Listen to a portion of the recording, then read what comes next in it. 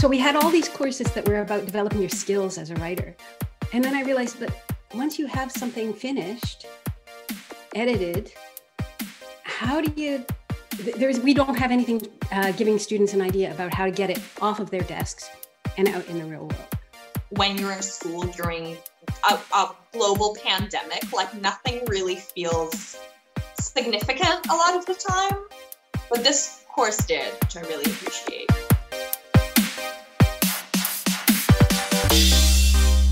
Welcome to the Stark Reflections on Writing and Publishing podcast. There has never been a better time for writers.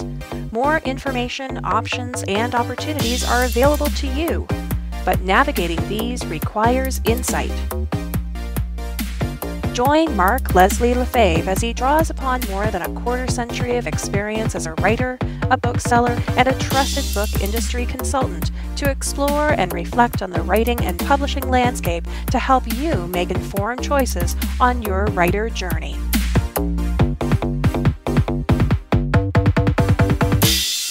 Hello, Reflectives, and welcome to episode 166 of the Stark Reflections on Writing and Publishing podcast. This is your host, Mark Leslie Lefebvre.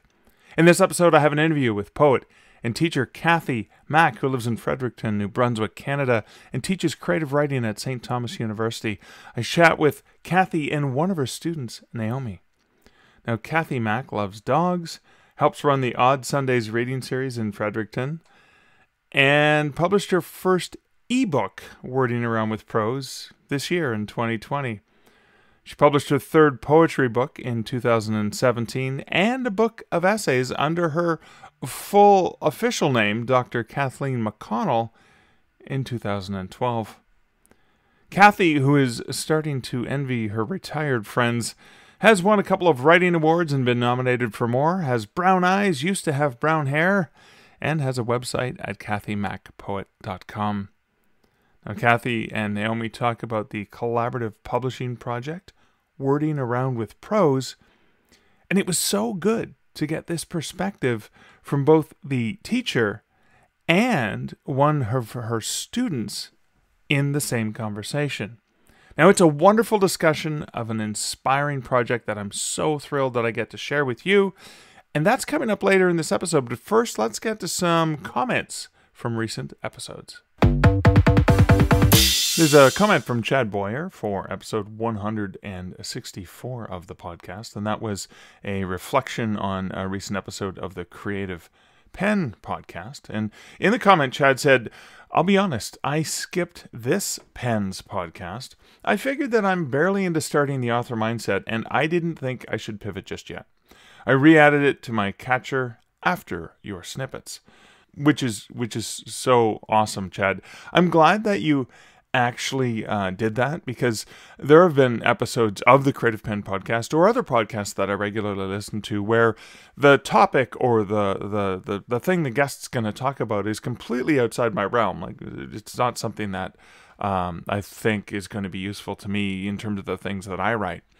But it's really, really funny because there are often episodes like that I just start to listen to anyway, and I'm actually always finding something of value to take away.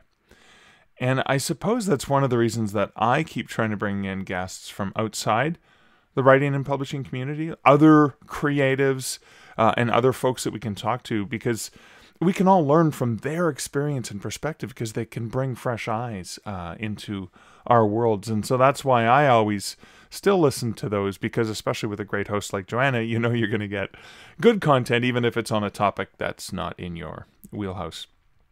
Chad also goes on to comment. He says, "Also, I learned something. Pick a book name that is easy to say and can't be messed up.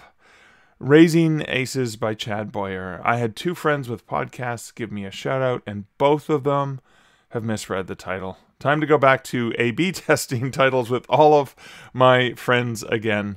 That is really, really important. It's actually something I remember learning from Joanna Penn as she was sharing her experiences with audio and reading her own audiobooks, because she says sometimes the way that a sentence comes out in audio is a lot different than the way it looks and rolls off the mind's tongue as opposed to the mouth's tongue. And that's an interesting thing to think about. So I've actually encountered that myself with doing readings in public, or now via Zoom, etc., in front of audiences, as well as having read some of my audio as well, that there are certain things that sound really good or look really good on paper, but don't come out sounding the same. And of course, I have to offer my apologies, Chad. I realized, I guess only after the fact, or after the episode was published, that I blurted out the equivalent of what I like to call a verbal typo when I was mentioning your title. And I think I said aces properly. I'm pretty sure I've got that one down. I don't have a weird Canadian accent on that one, but I think I called the book Saving Aces rather than Raising Aces. Whoops. Maybe Saving Aces is going to be a title later in the series. Who knows? But I apologize for that. And of course, Chad, you and regular listeners of the podcast probably know that was one of about half of a dozen verbal typos that I am guilty of every single week. And occasionally when I've gone back to listen to interviews with guests and stuff like that, I realize I said something. It was completely like, the wrong thing. I said miles when I should have said kilometers, or I substituted words, and it was like, no, that's wrong. What'd you do that for? But we do that all the time in regular speech, I suppose, and we forgive one another for those verbal typos most of the time. But my apologies, Chad, for doing that. And of course, maybe there's a drinking game you guys can play whenever Mark says the wrong word, and and he knows what the real word is, but it just was a weird slip that came out. Maybe that's something that you guys can do. Other comments is over on Twitter. At Susie Maloney shared this, wrote a book, writing a book, want to write a book. Join at Mark Leslie to find out what to do with it. Online only, Tuesday, December 8th, 2020, I should say. 7 to 8:30 p.m. Mountain Time. Email susie.maloney@epl.ca to register. Now, thanks for sharing that, Susie. Now, this is for a Q&A that I'm going to be doing for Susie, who is the Edmonton Public Library writer in residence. Susie is a phenomenal writer. I still remember discovering her very first novel, A Dry Spell, when I was a bookseller in the early 90s in Ottawa, Ontario. And I was captivated by A Dry Spell, I should say. That was her second, or was that her third novel? No, this was Bastian Falls. My apologies. She's written so many cool books. But Bastian Falls was this amazing stark white cover. I think it was from Little Brown Canada. I'm not sure who they're owned by now, but they were a publisher at the time. It was this beautiful little trade paperback, very white, very stark. There was a hand sticking out of the snow. And in the premise of it, and it was kind of set in what I believed was Manitoulin Island in Ontario. It kind of felt like Manitoulin Island, but I think Bastian Falls was this fictional name that she used. It could have been the town of Espanola or something like that, which is right at the edge of Manitoulin Island. In any case, the premise was that one day in early September, it started to snow, and it never stopped. And so it was this really stark, wonderful story. I mean, spoke to me, especially living in Ottawa and growing up in Northern Ontario, all the snow. That's an aside just to say how amazing Susie is as a writer. So I'm honored that I get to come and speak to her, I was going to say her class, but to the students and the writers who are going to visit her, writer in residence. And I also want to just let you guys know that taking advantage of your local library's writer in residence, or the university's library in residence, or college, or wherever they are, is a phenomenal experience and something I highly, highly recommend. When I worked at McMaster University for a number of years, I had the good fortune of getting to go and sit down with the writers in residence there over the years, and it was always a wonderful, powerful experience. Because even though I've been writing for a long, long time, there's always something you can learn, even if the writer doesn't write in your genre. And I'll never forget, I sent a story to Lawrence Hill, amazing literary writer, well regarded in many ways, or award-winning. Larry's a great guy, but I remember sending him a story that was, not literary. It was more in my wheelhouse, speculative fiction. And I remember the amazing feedback that he gave me and the discussions that we had, and just how much I learned from that half-hour chat. So I strongly encourage you to take advantage of that. I mean, Edmonton area folks, Edmonton, Alberta. Susie is a phenomenal writer and just won an award for a screenplay that she recently penned, and is definitely a great experience when you get that opportunity. So this is that Q&A that I'm doing for Susie. As I said, you can register to attend for free if you can't get enough of me. It's probably going to be more geared for the beginners who aren't sure what to do, but I'm sure there'll be other things that people can ask. All you have to do is email Susie, if you're listening to this early enough in advance, and I'll include the email, even though Moloney is Moloney, and Susie's Susie, as opposed to, I guess, the ZY version of the name. But I'll leave that over the show notes. It's starkreflections.ca for this episode, in case you're curious and interested in wanting to attend that. Also on Twitter, @MischievousMally, a.k.a. Harley Christensen, said, just brainstorm with yourself. The creative juices and the creativity increases when you have bodily motion. It doesn't have to be perfect grammar. You just come up with ideas. And this is a quote that Harley tagged me and at the KJA, Kevin J. Anderson, on when he was talking about dictation in an interview I did with Kevin.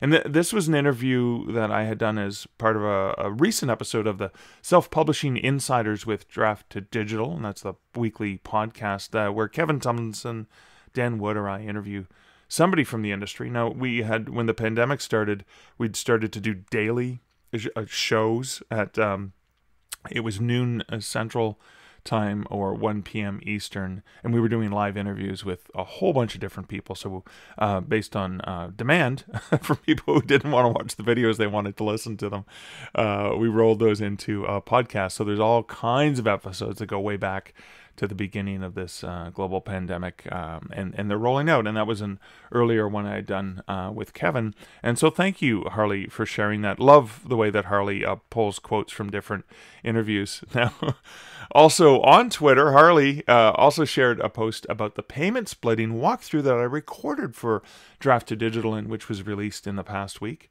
The tweet says, curious about Draft to Digital's payment splitting? Check out Mark Leslie's handy walkthrough. Well, thanks for sharing that, Harley. And I think it's important for people to understand that this is actual processing of payments for authors with payment splitting, and not just some fancy calculator that only works when you upload a spreadsheet from Kindle. It's automatic. You don't have to upload anything. You set it up and it's taken care of.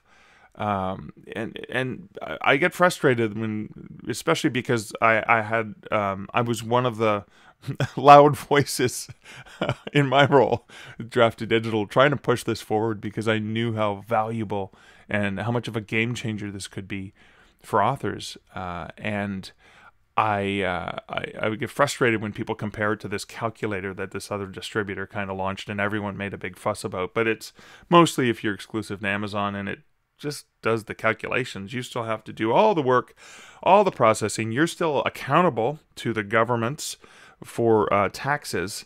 But this is actual payment splitting from Draft to Digital.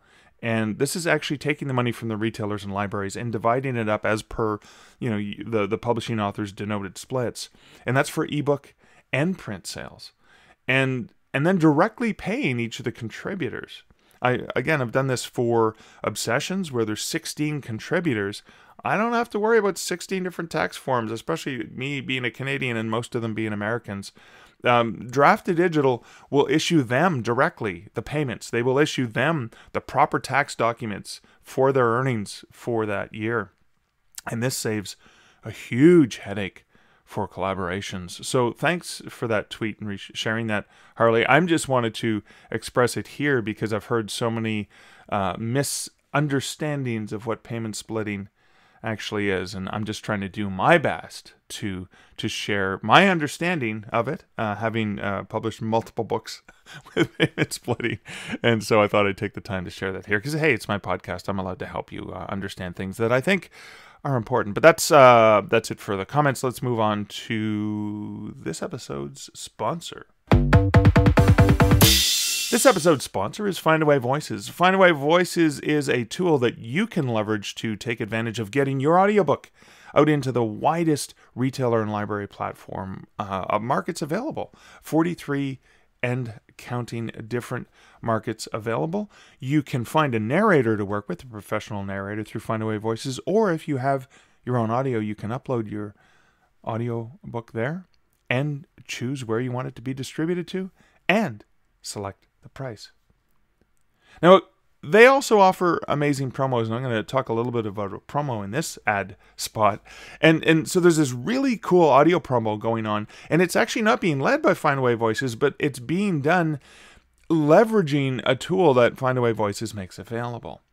And this is really awesome. So Mandy M. Roth is international, best-selling USA Today, New York Times best-selling author. And she is hosting yet another, and she's done this in the past, a really cool audiobook giveaway. It's called Let It Snow. And she's using the hashtag SnowAudio2020 on, Twitter, Instagram, Facebook, etc. between December 1st and 15th. And she's basically provided assets and tools, which is really, really cool, like templates and images that people can use, created a really awesome video, which I'll link to in the show notes here. And I'm going to be giving away multiple copies of 7 of my own titles in audio, 3 novels, 1 novelette, and 3 short story collections. And there'll be more than 30 winners that I randomly choose from. But there are plenty of other great titles up for grabs from Mandy and dozens of other authors who are participating in this promo. You can check it out over at hashtag SnowAudio2020 on social media if you're interested in checking out some free audio. And chances are, with so many authors giving away so many different audiobooks, with all of those options available to win, you'll probably walk away with at least 1 free audiobook.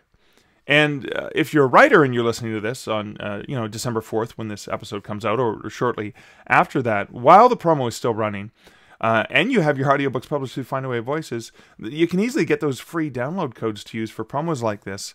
It's not too late. No, if you've already used up your promo codes, Findaway said, in a blog post that I'll link to in the show notes, just reach out and say, hey, I'm participating in this cool promo. Can you give me like an extra 5 or 10? And they'll take care of that for you. Because again, it's a smaller company. They are very much interacting with the authors rather than just this platform where you go and can do your own thing. You can actually connect with them and get a real person, which is awesome. That's one of the great things that you can use with Findaway Voices.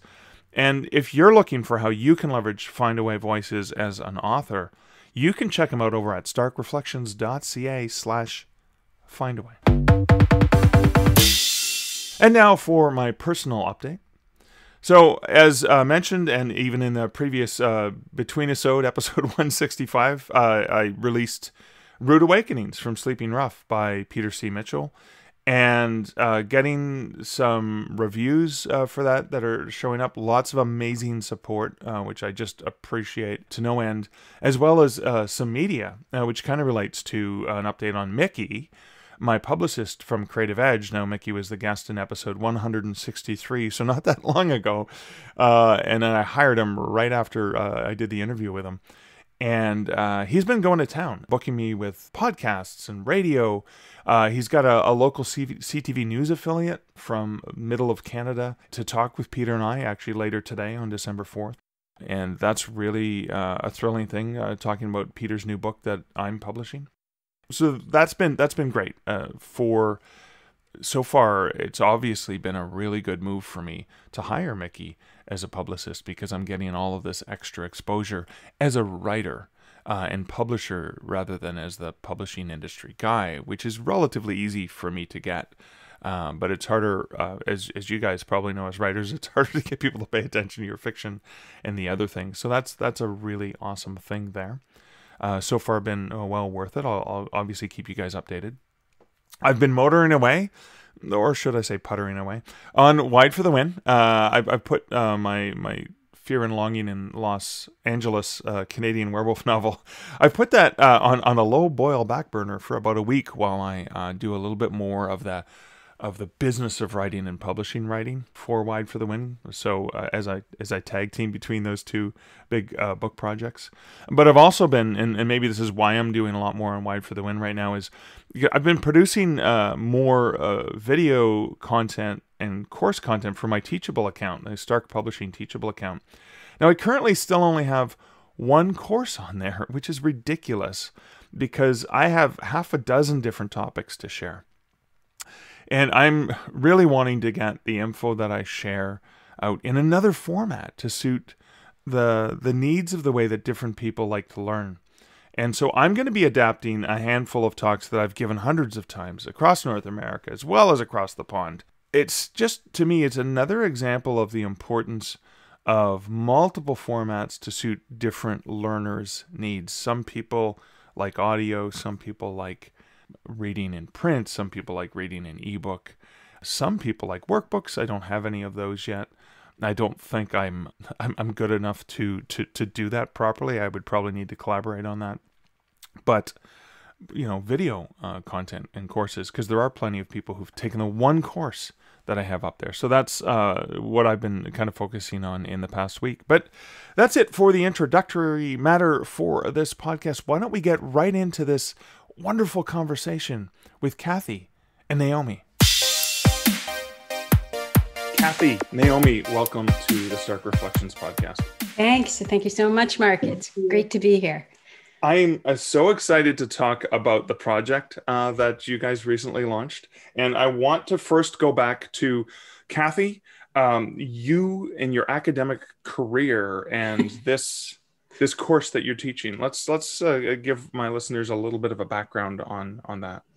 Okay, well, I was late coming to academia. I didn't really get started on working even on a PhD until I was in my late 30s.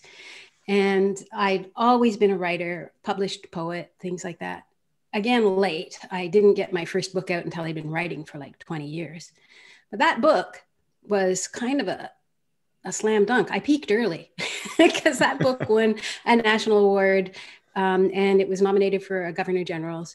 And it just happened to be the year that St. Thomas University here in Fredericton was looking for somebody to teach Victorian literature and creative writing. And so I applied for and got the job. So that was a great start. And then when I started at St. Thomas, they only had So what year was this roughly? Just to give us 2002. Okay. Right. 2002. So that year, at that point, St. Thomas only had 2 creative writing courses, but they wanted to bump up the program a bit. So I started adding to those 2 second-year general courses. We added an advanced prose course, and then an advanced poetry course, and then an advanced script writing course. And then I got to add in literary publishing. And we've run it several times before with somebody else teaching it, but Right. This is the first time that I actually had space in my schedule and time and the opportunity to teach it. So that's how I ended up in front of this class. Yeah. Cool. Awesome. It was really fun. And so you've created this class, and Naomi, what year are you in? So I'm in 3rd year at STU. Okay. And what was it that compelled you on this path in your educational history? Were you always a writer? Were you always interested in reading? Yeah. So like I've been writing for a while, for like probably since like high school. I think like high school, I guess like middle school too, was when I really realized that I really liked writing, and that it was something that like, it was one of those things that like just made me feel really good. And I do theater as well. So like I do other creative stuff, but like I just love creative writing. And I write a lot of like mostly poetry and prose, and I've been getting into script writing lately. Which seems like a pretty natural transition since I do theater. Yeah, I was going to ask about theater. Is it acting, or was it actually writing stage productions? So I started out acting, and I've been acting since I was probably about like 10 or something. Actually, maybe a bit earlier than that. But yeah, I've been acting for a while, and I've been like active in the Fredericton theater community for like the past probably like 5 years in like the larger like Fredericton theater community.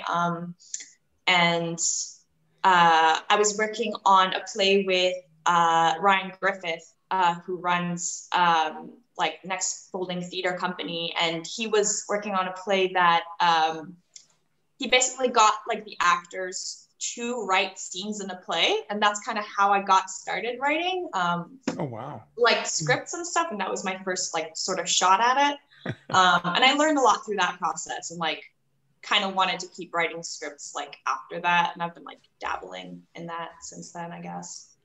Excellent. Just to give you a sense of the Fredericton arts community, Ryan's actually a St. Thomas grad. He went to the National Arts Theater School in Montreal, came back, started the Next Folding Theater Company, and he teaches our script course. So it's a pretty small community. And Fredericton's a ridiculously artsy town. Like, it's amazing how much art stuff there is going on in a little city like Fredericton. Oh, fantastic. I can't wait until post-pandemic so I can actually visit and experience that. Because I have not been. So, so the course in question. So, is this the only course, Naomi, that you're taking that Kathy is teaching? This year, yeah, but I've taken a couple of courses with her before. I came to STU the first time, and I ended up dropping out. But when I came to STU the first time, she taught my like intro to, or like English literature class, like just that first year like English class. And that was like how I first met her. And then the next year when I came back to STU, she was teaching like a creative writing course, which was reserved for second years and up. And I didn't have like the prerequisites for it, but I like emailed her and I was like, can I please get into this course? Do you remember me? And she was like, yeah. So yeah. And then I also took her advanced poetry workshop class, which was a ton of fun. Anybody who survives my intro class can get into my creative writing class. Oh yeah, you've got it, the guts. Well, see, and that is an important element. So what I love about that is, Naomi, you saw something that you were interested in doing, obviously wanted to do, didn't have the prerequisite, but you still reached out and said, well, hey, can I do this? Like, because again, had you not asked, you wouldn't have gotten, right? So, so reaching out, taking that chance as well, I think was important. And then obviously Kathy probably knows what you're made of and knows whether or not that's a course you're going to do well in or not. So what is this course? Let's set the groundwork. So what's the name of the course? How is it described? The course is called Literary Publishing, and I realized that we had a lot of courses teaching people skills of writing. Right. You know, I can't teach the inspiration. I can't give you the life that gives you something to write about. Most of us stumble through that anyway and find the things we have to write about.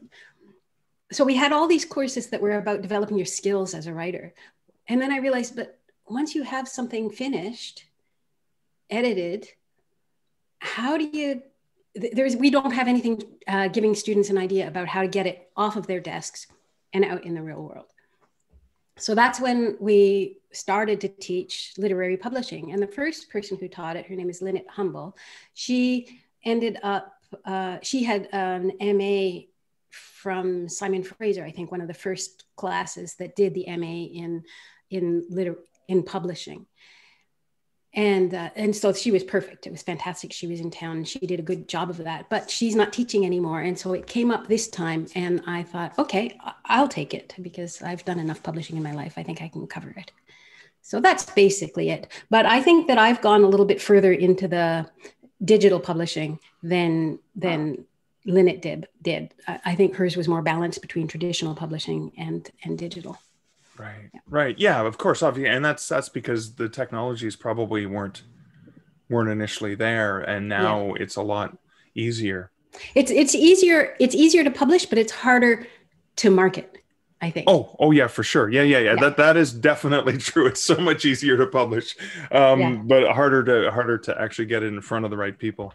Exactly. That is true. Well, because it is also a crowded marketplace.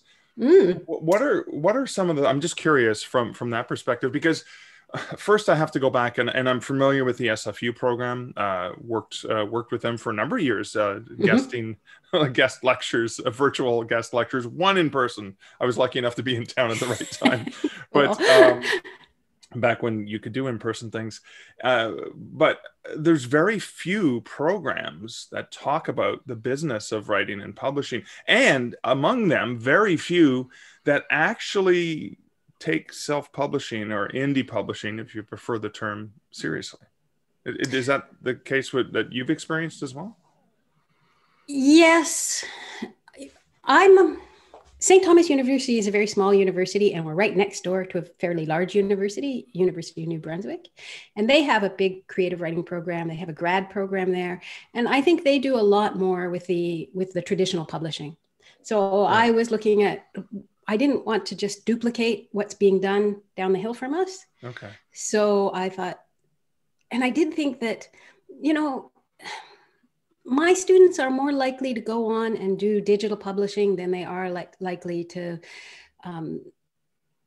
do traditional publishing, hard copy publishing. So I thought, okay, let's look into this. Let's learn about this, and then let's put yourself in front of the classroom, trial by fire. Right. You can, you got to do it now. I've never published anything digitally before.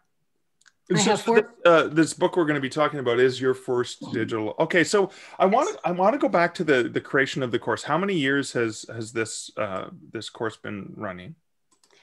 8, but it doesn't run every year. It runs maybe every other year or every 3 years. Okay. Yeah. And I can imagine with your own experience, your publication, your awards, the nominations, all of that experience with obviously traditional publishing, you were able to bring personal experience to that, right? Yes, like this is definitely. This is how to look at a contract or any of those other logistics. This is what it's like when you're submitting. I yes, imagine. Exactly. This just read. Actually, I just did a talk about that yesterday for this class.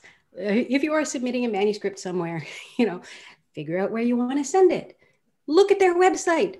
Do what their website says. Read the guidelines. Stuff. Attend to the guide. Yeah. Yes, exactly. And here's a cover letter. What people are going to look for in a cover letter, and like all that basic stuff. Yeah.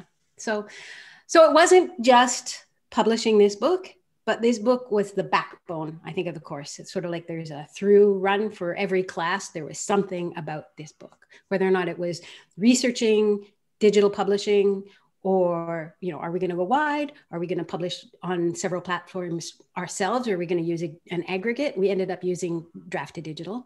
Did you really? I didn't. Yeah, we did. Yes, you actually used Draft to Digital for the ebook? You didn't publish it direct to Kindle or Kobo? Or okay. No. I'm curious. What was that decision process like? I'm like when you guys as a class were making this decision, or you were making that decision. How did it look to you, Naomi? I know what my idea about it was. But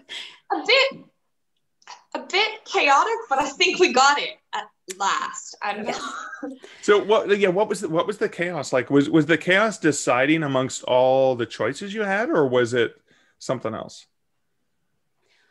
What happened was we first did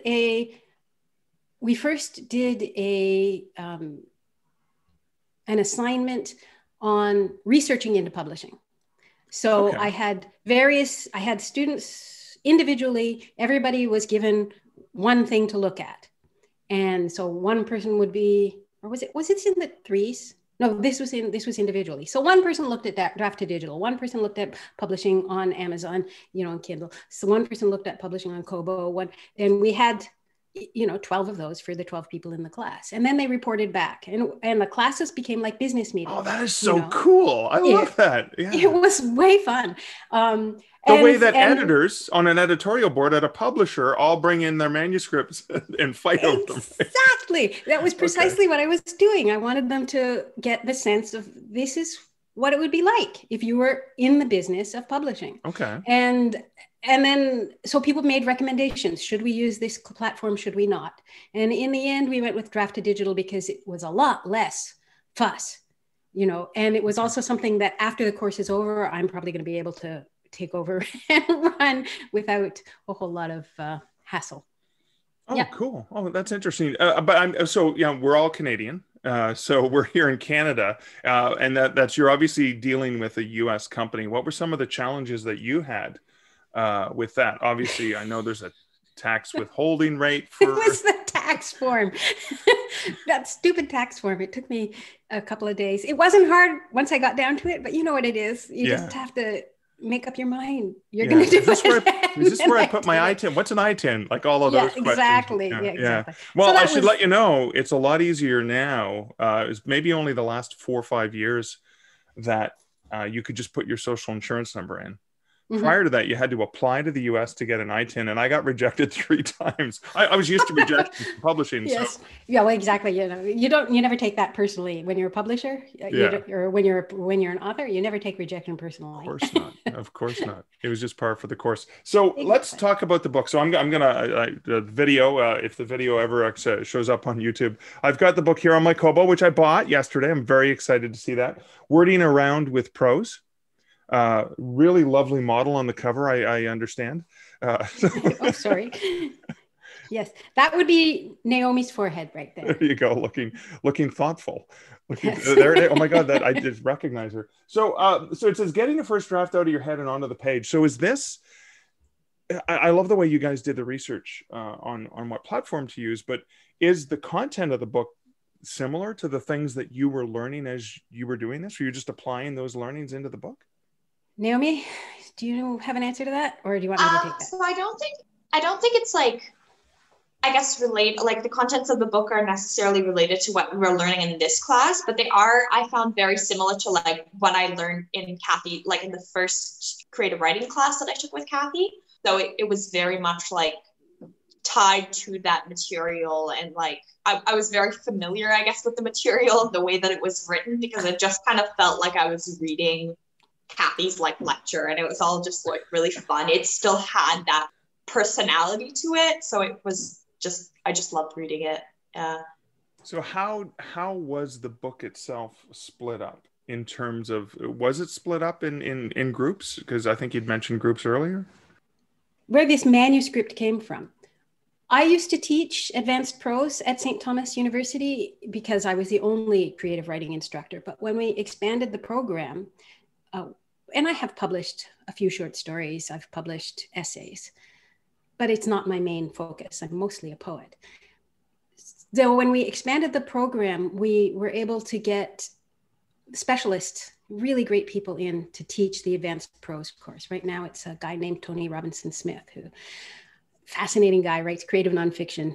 Anyway, so I had this course sitting around on my desktop, not doing anything. Last spring happened.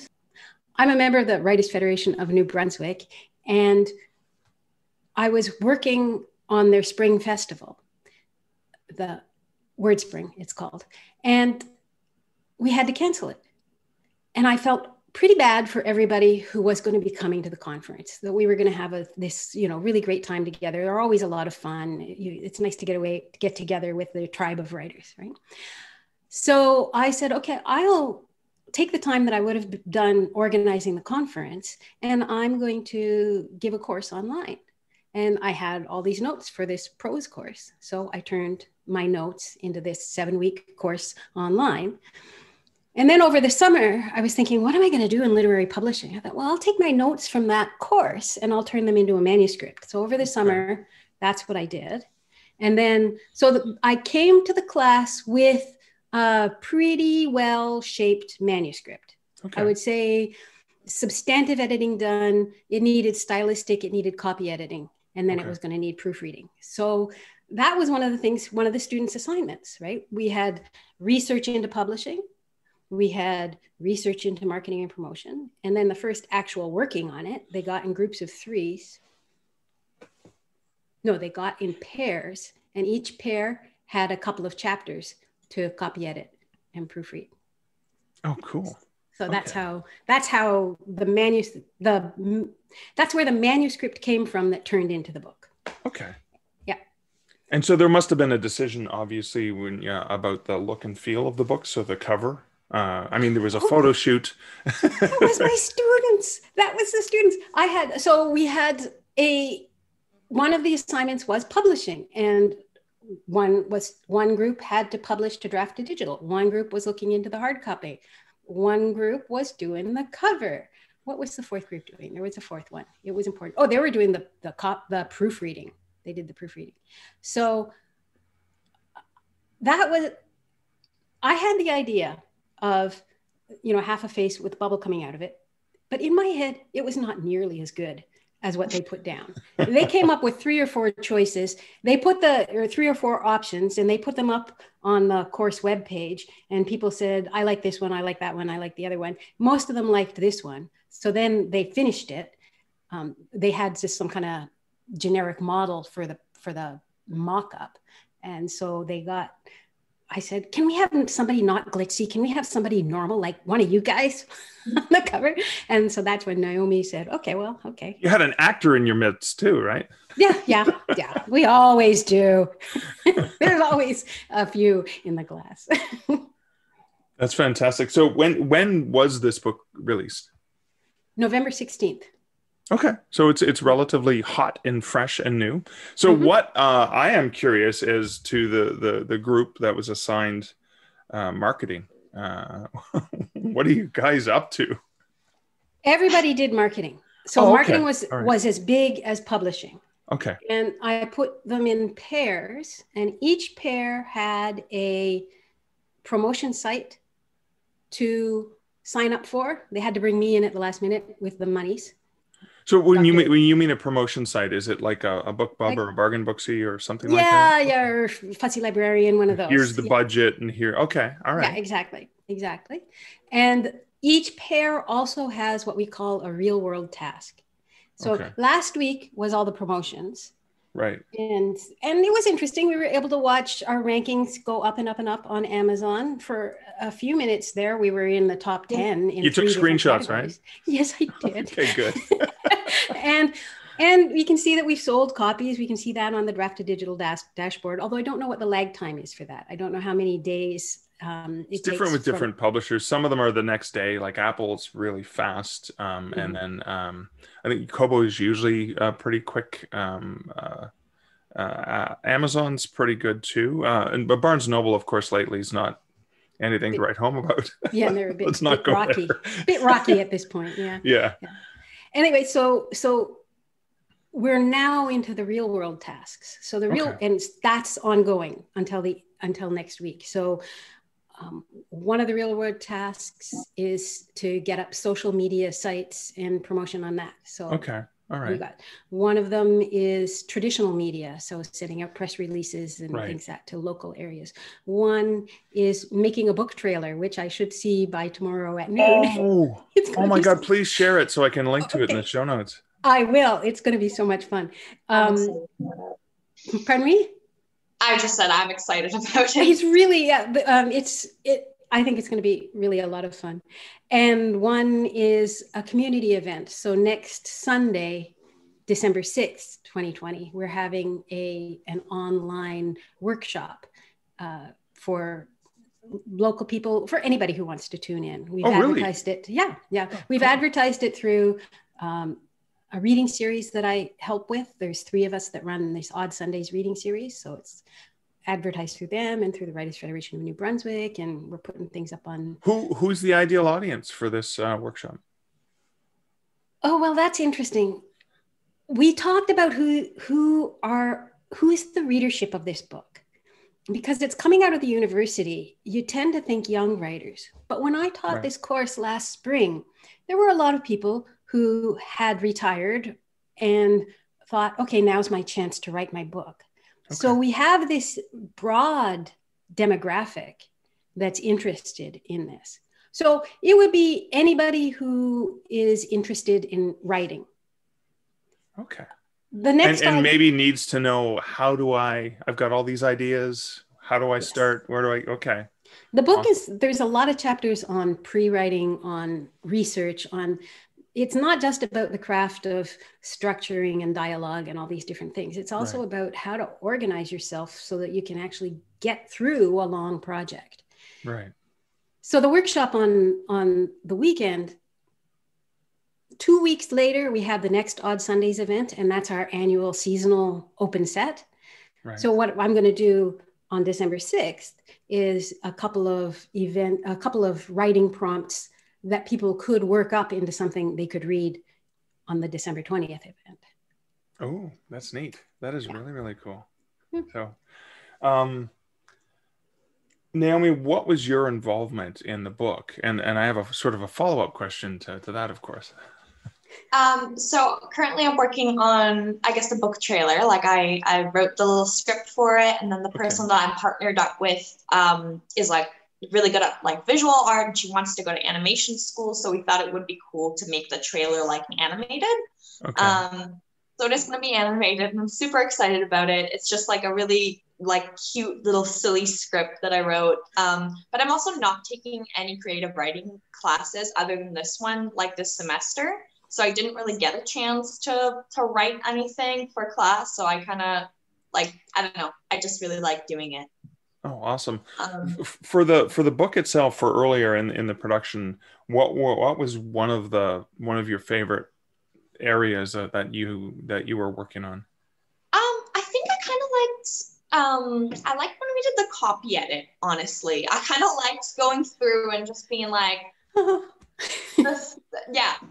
don't know, because like none of it was like, I don't know, none of it was like bad or anything. Obviously it was all very good. I want me to go away and you can tell the truth. I like critiquing things, and I like critiquing things that are more challenging to critique. Right. So I found that just like a really fun like experience. And it felt like something that was just a very good skill to have as a creative writer. And I think in general, what I really appreciated about this course is that it never felt like our time was being wasted, which I think is a very easy thing to feel right now when you're in school during a global pandemic. Like nothing really feels significant a lot of the time. Right. But this course did, which I really appreciate. Awesome. I also have to ask, this is probably the first book you were involved in publishing, right? Yeah. What is something that you learned that surprised you about the whole business of publishing? I guess the amount of work that goes into it. Not that like I didn't think that it would be a lot of work or anything, but I think it surprised me in like two ways, because on one hand, like it was a lot of work and I was like, this is a ton of work. But also on the other hand, I was like, this is an amount of work that I feel would be like doable. It's a lot of work, but if you really wanted to do it, you could do it. And that was just a very nice sort of feeling. It doesn't feel as like insurmountable anymore, I guess. That was a big goal for me. It was one thing I think, even if the students never self-publish anything ever again, they now have a sense of what the people they send their manuscripts or their pieces to are going through when they produce a publication. We do tend to minimize, the grass is always greener on the other side. We do tend to minimize the amount of work that other people do. So that was one of the things I really wanted to do. And I gotta say, I'm so heartwarmed that you liked copy editing. I'm a lousy copy editor. I'm really, really good at substantive editing. I'm really good at stylistic copy editing and proofreading, it's not my forte. So it's always nice to have somebody in the class or in the group who's copy editing, who's got the eye, Yeah. I think the other thing, the subtle thing that was being taught that maybe was not blatant or stated, was that with successful self-publishing or successful indie publishing it really is what you just said. It really is a collaborative team effort, because it may be self-directed, right? You're controlling it, but you're having to rely on. Naomi loves copy editing and is good at copy editing. Kathy's not too fond of it. Therefore, you take these, the different elements. Naomi, you talked about, your partner for the video. Obviously, you have acting background, script writing, and your partner is visually, artistic, visually creative, and so the two of you combined are going to create a really awesome video. I think that's a fundamental underlying lesson about publishing in general. Yeah, yeah, it's a very cooperative venture. Yeah, there. Delaney, who's doing the animation, she's also the one that pretty much produced the cover. So I have a lot of confidence that it's going to be awesome. Beautiful. I have to ask, because I love the title. I love wording around with prose. It's perfect. I am curious now, because you have this experience, is there going to be a follow-up book published perhaps with the next course or another term, maybe called Wording Around with Publishing, where you actually go through the process of how to publish a book now that you've actually written it and gotten it onto the page? Oh, Mark, I have such dreams. First off, Wording Around came from many, many years ago. I had a teaching assistant named AJ Ripley, who wanted to do a blog. So that's where Wording Around came from. Okay. Then I've actually set up Wording Around Press as a publishing house. Awesome. Yes. And so I'm thinking the next one would probably be either Wording Around with Poetry or Wording Around with Editing. Oh, you've got this whole series. But very slow, because I'm slow. The older I get, the slower I get. But and then if I've done it 3 times, then maybe I can write Wording Around with Publishing. But frankly, right now, I sort of feel like I'm half a step ahead of the posse and not quite certain if there's a cliff in front of me. You know? Okay. Cool.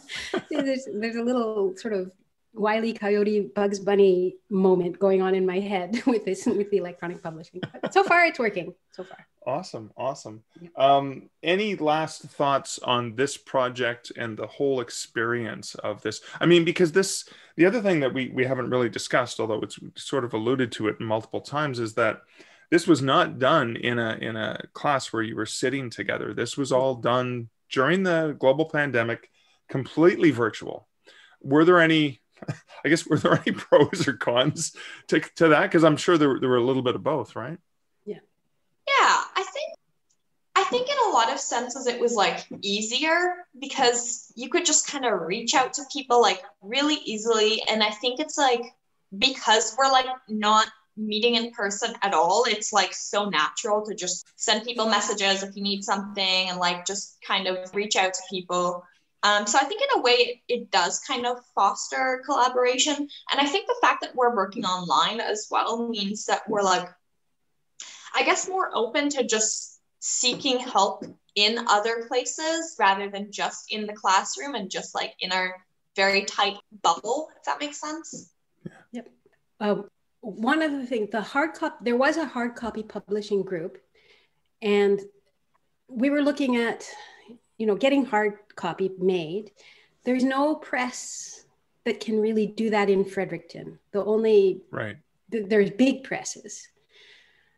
They could do it as saddle stitched, right, with a staple along the edge, but I wanted an actual perfect binding. I didn't. Yeah. Well, how many pages is this actually? What's the? I think it's 88 total. Okay. All right. Yeah. And, that's counting the front matter and the inside front cover and all that kind of stuff.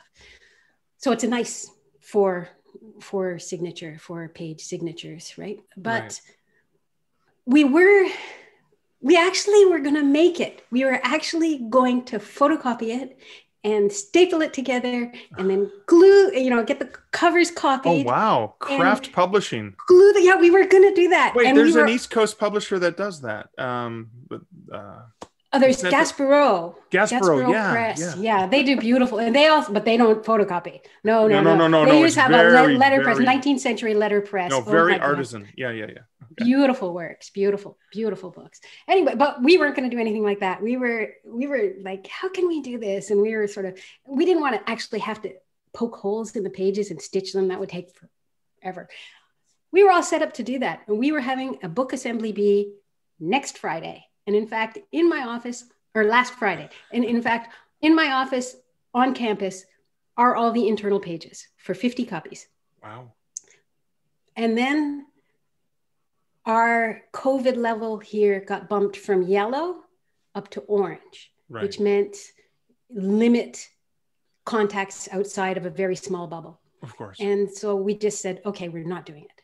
It was pretty late too. You know, there had been other things that got in the way of this getting accomplished. And it's so late in the term right now. But the last thing you want to do is put more stress and more deadlines on people.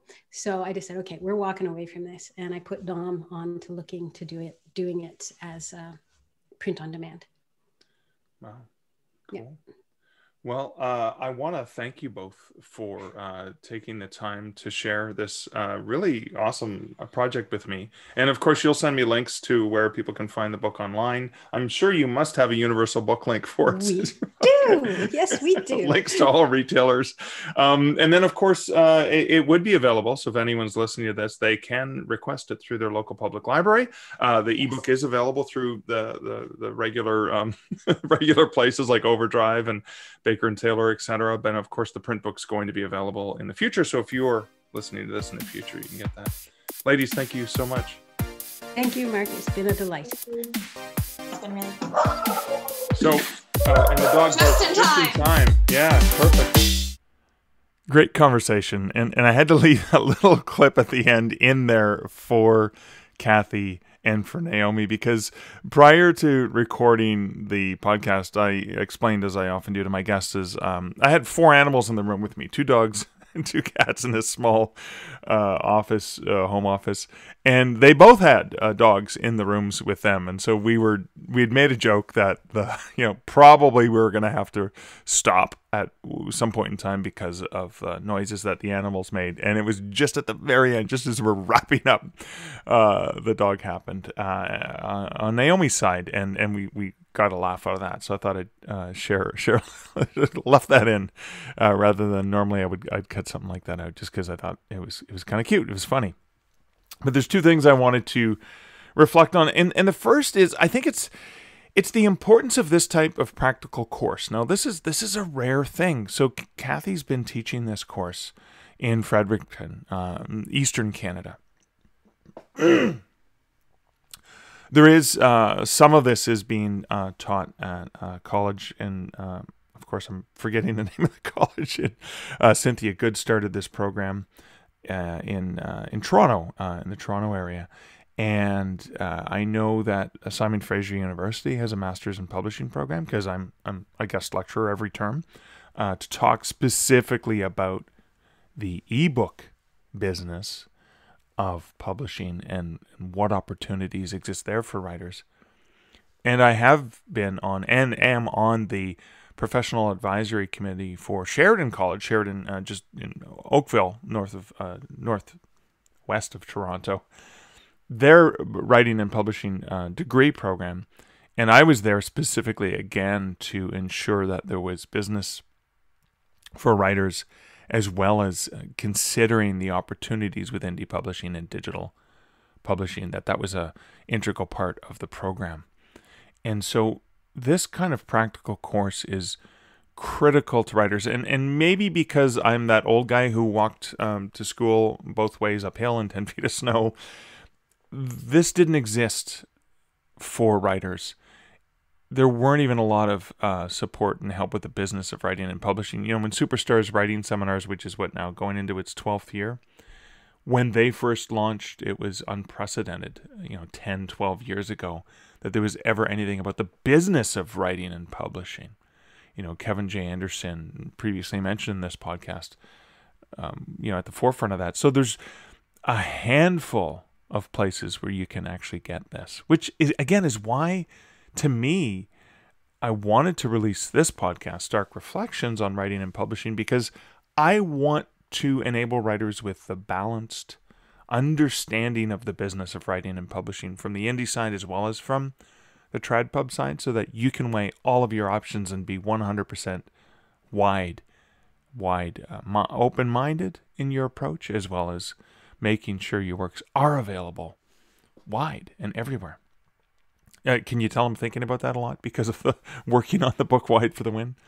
So I just wanted to reiterate how valuable a course like this and how rare a course like this actually is. And so the students who are in a course like this are so lucky that they have access to a professional like Kathy. and get to engage in the hands-on learning.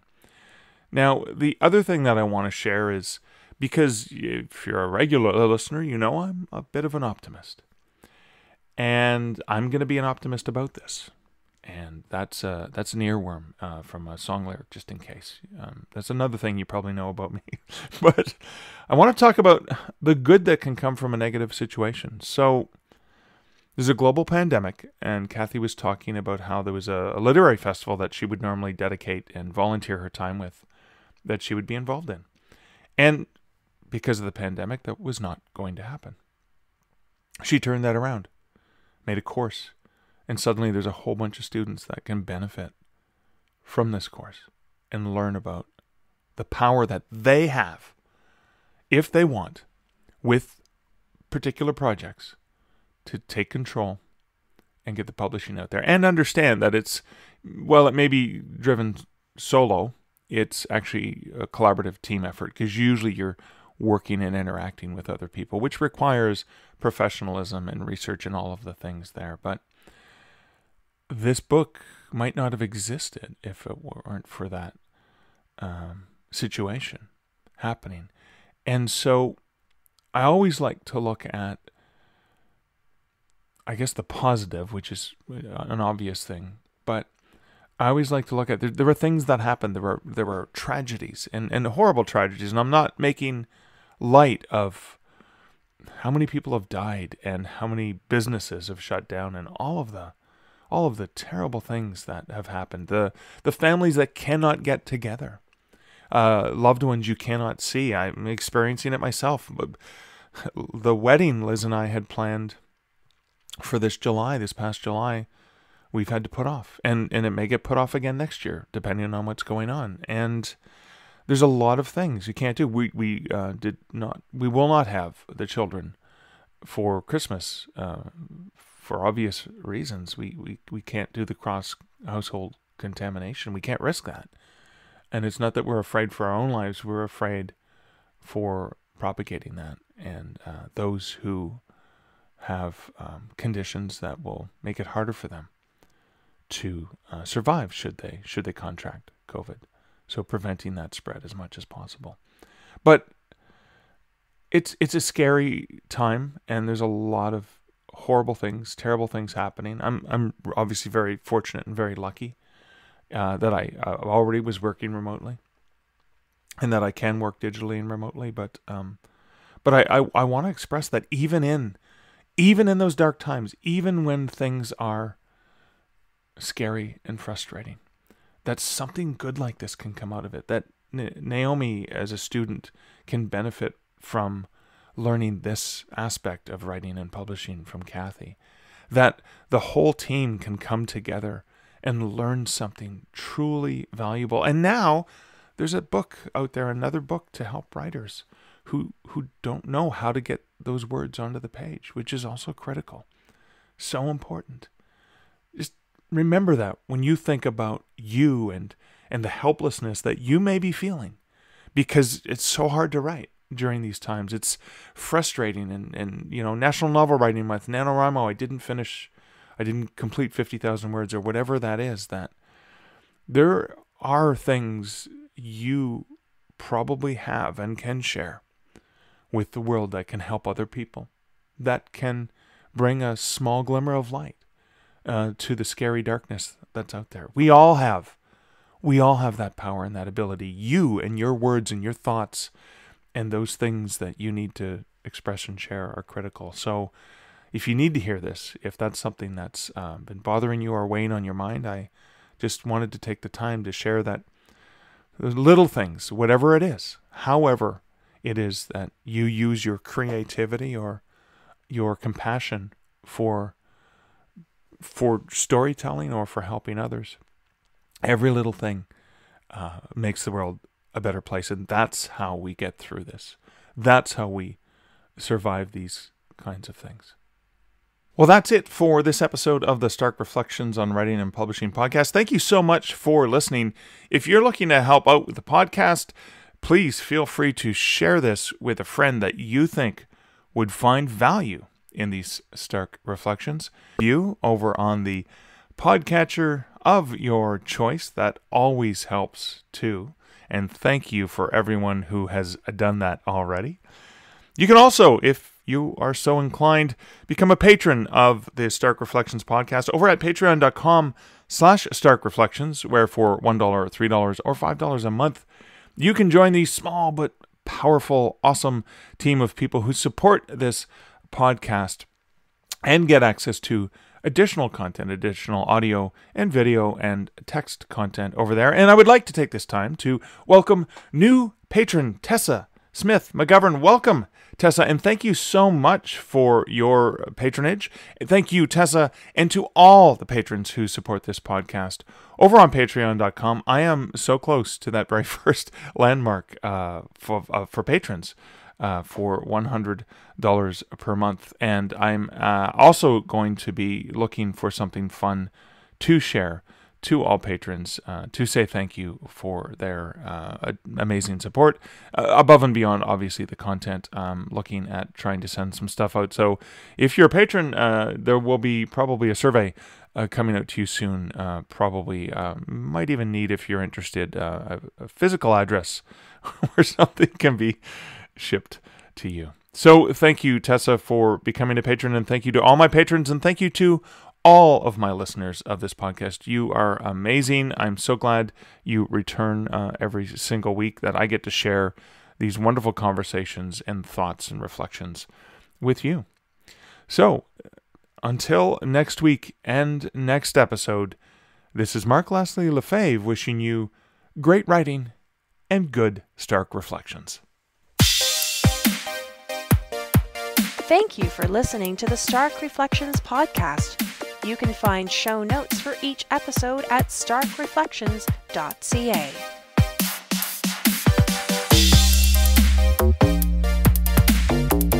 The music for this podcast, Laser Groove, was composed and produced by Kevin MacLeod. Check out more of Kevin's great music at incomptech.com.